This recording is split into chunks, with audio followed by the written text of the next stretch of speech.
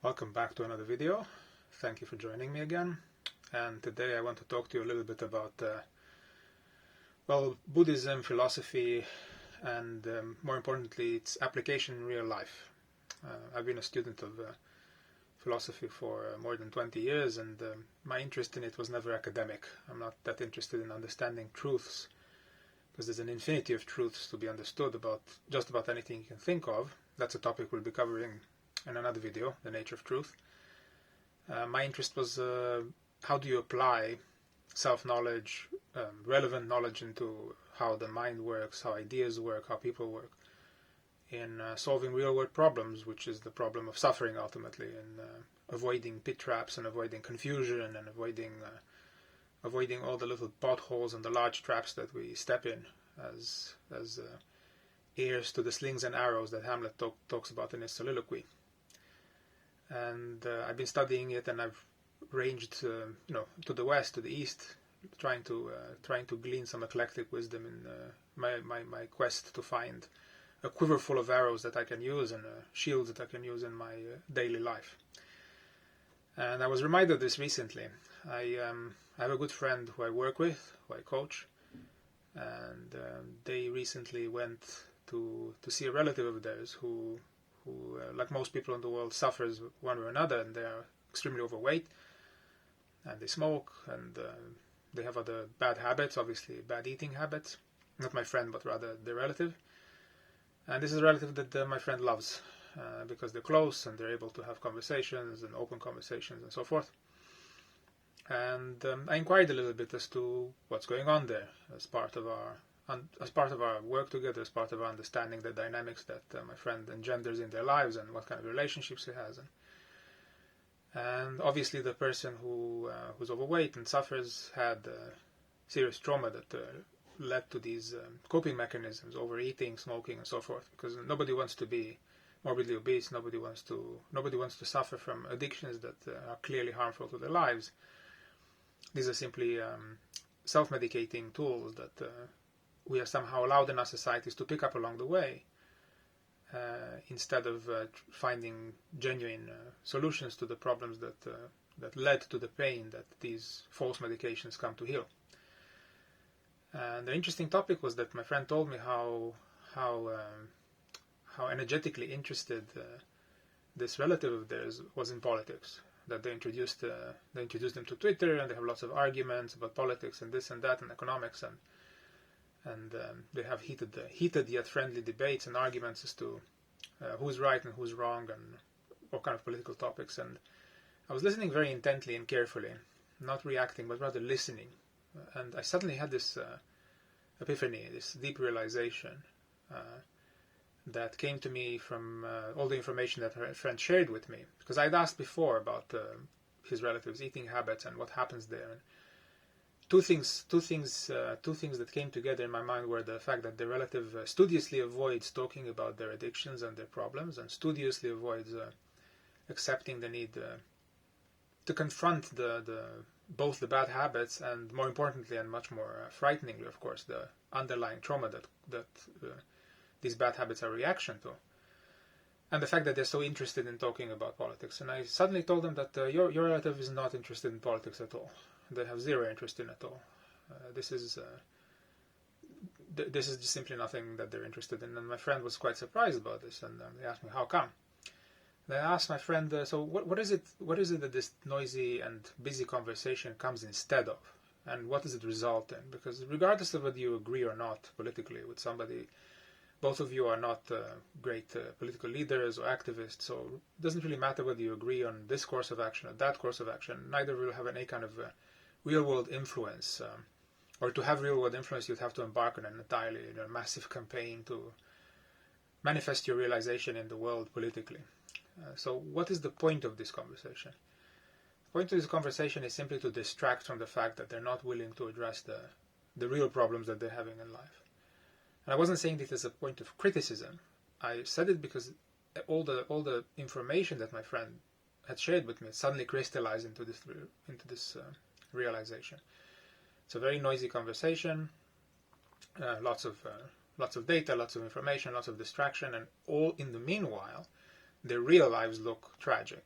they eat very bad food, they don't exercise, they denigrate any attempt to solve their real world problems, which are not so slowly leading to their demise, because being morbidly obese, being 700 kilos weight is not something that you can ignore for a long time, or rather if you ignore it, it will eventually crush you, no pun intended, under the weight of its real world consequences. And my friend realized that this is the truth, and not only that, my friend, being an intelligent person, realized that they are participating in this, as enabling it, and they themselves are participating it in the same form, as a means of distracting from the real pain that underlies their bad habits. This ability to pay attention to what's actually going on underneath the surface, or between the lines, or underneath the words, the codified, the reality that people communicate through their ritualized conversations, because talking about real trauma is not something that we are, genuinely speaking, allowed to. We are, more of us, almost from the very beginning, enslaved into structures in which we're not allowed to express our real preferences for fear of punishment. We're sent to schools that we don't want to be at. We're punished for expressing our lack of will to be with relatives that they don't like, and so forth and so on. There's a myriad and one instances in which a great deal of humanity is discouraged from expressing their genuine preferences. So they find codified means of expressing it, whether it's through externalized self-harm, physical self-harm, emotional self-harm, ritualized self-harm, bad habits, drugs, so forth and so on, overeating. There's a myriad and one means via which we are socially allowed to harm ourselves, but speaking the truth is something that we are rarely truly allowed to do, because we are in structures of deep slavery. And to the point where we actually even forget why we're doing the things that we do. Not only that, but we're then shamed for the bad habits that we accrue as a reaction to the trauma that we underwent. And without going into any kind of details, after realizing that, I asked whether this person, this unhealthy relative of theirs, had undergone trauma, and of course they had. They had undergone serious trauma as children and as young adults. So this is not to blame them for their lack of ability, willingness to confront the actual reality, because confronting it is confronting a deep, dark well of realizations about their own families, about their own societies, about how unprotected they had been. And this is not an easy undertaking for the bravest of people, let alone for those who have never had the support network to enable it. The point, however, here is that to really see these things and cut through the ritualized conversation, one needs to be able to pay attention to oneself. Because ultimately, I realized this because I was paying attention to my inner intuition and voice that coalesced this information into the relevant truth that I shared, and hopefully will be playing part in undoing the Gordian knot of suffering in this person's life, at least to some extent, and to at least start doing so. This is an applicable lesson that I'd learned from Eastern philosophy and Buddhism, active attention, and I apply it as much as possible, not only to others but to myself. I myself have bad habits that I've accrued for the same reason as trauma reactions, whether it's escapism and other bad habits that I've been fighting through and working through. This is not to say that I'm better than others in any way. This is a skill that I'm trying to share, and that's exactly the point. So why did I name the video the way I did? What is the point of that koan? Because after this realization, I suddenly understood a great deal of what this means. What does it mean if you meet the Buddha on the road, kill him? To my mind, the way I understand it, it means that if you think that you've met someone else who is the Buddha, you've already made the mistake of externalizing the responsibility that you have to pay attention onto someone else, which is a shucking off of a burden that feels good, but ultimately is the ultimate betrayal, if you wish, of the idea that if there's going to be a Buddha at all, it has to be you. What does that mean? That doesn't come with any kind of accolades. To be the Buddha, that is to say, to be the awakened one, the Tathagata, the person who sees things as they are, doesn't come with any kind of royalties or any kind of rewards. It comes with a tremendous amount of pain. It comes with a tremendous amount of responsibility and a tremendous amount of realization that wipes away the pleasantries and the cope stories that we tell ourselves about reality. It plunges you into a world of suffering in which Gordian knots are not restricted to Alexander the Great, but to every single one of us as we are trying to undo the tangled knot of our own suffering. The reason that we do not see things as they are is not because we're intellectually incapacitated or because we're stupid.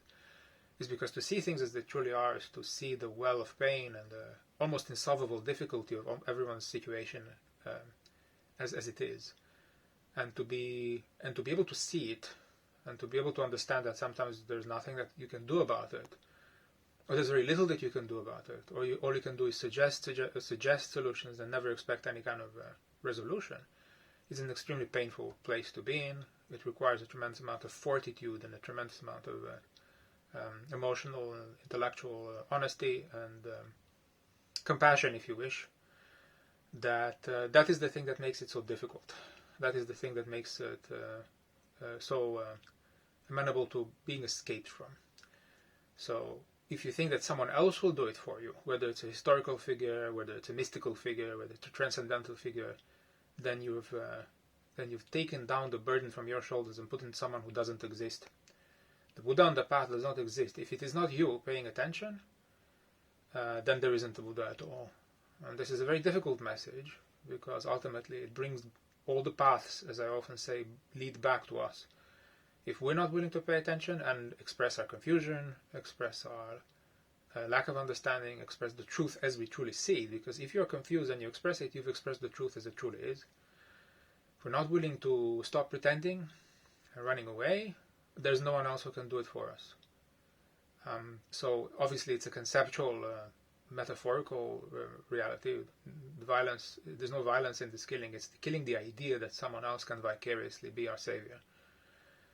If we practice, and only when we practice Buddhahood, that is to say presence, awakening, compassion, understanding, and attention, and we do away with the theater of pretending to be something that we're not, to ourselves and to others at the same time, then the Buddha nature appears, and it does the work that it does.